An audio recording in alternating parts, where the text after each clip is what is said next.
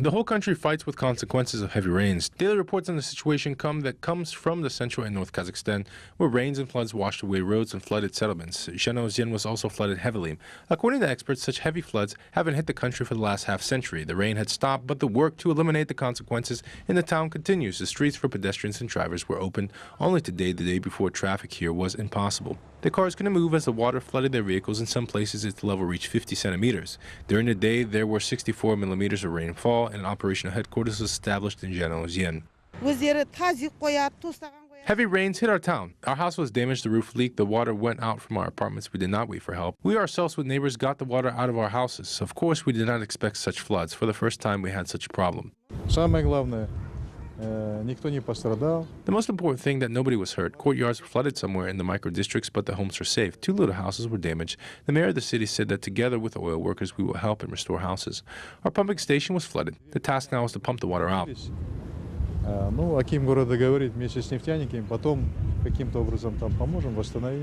Works on the liquidation of the emergency situation continues also in the flooded village of Surikovka of Kostyana region. The mountain is 2 kilometers long, stopped the new phase of water. In the meantime, 25 households and 20 houses were flooded. The level of melt waters decreased by 3 centimeters. The pump water flows from the village through the Log Chinsai to the Tobol River without the threat of the flooding of other settlements. The local authorities have so far declined to comment on the issue of the compensation of payments to the victims. A few days ago, 55 residents of Surikovka village were evacuated and housed in a local school or with relatives. The first batch of humanitarian aid, blankets, shoes, and bed the villagers have already received from the schools of Kostyana region.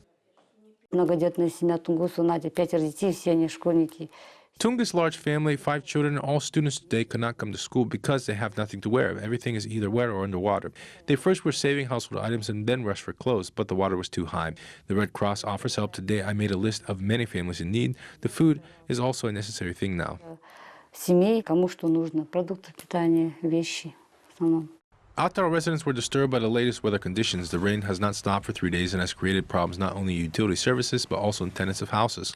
The water flooded 6 houses and 34 farmsteads and the surrounding territory of 2 high schools. New tenants of the suburban neighborhoods experience inconvenience as well since there are no paved roads. People can get to their homes only by freight transport. The operational headquarters was open in the city and utilities switched to clock mode. We have installed pumps, pumping stations, special equipment ever since yesterday. 300,000 cubic meters of water have been pumped out. It involved 36 units of special equipment. In Atbasar, Akmala region, residents affected by floods started receiving compensation. Emergency mode was introduced on April 8th. The squad of rescuers and soldiers have already left the city. Utility services are to remove the remainings of the dams, but the main earth embankment, which is 8 kilometers long, will remain. It will strengthen the protection of the city. 140 people were evacuated during the flood. Now all the people returned to the houses to repair them. 13 families whose homes and property have been affected greatly from the meltwater received 3 million tenge. 350 million tenge is allocated for the restoration of flood-affected areas in all districts.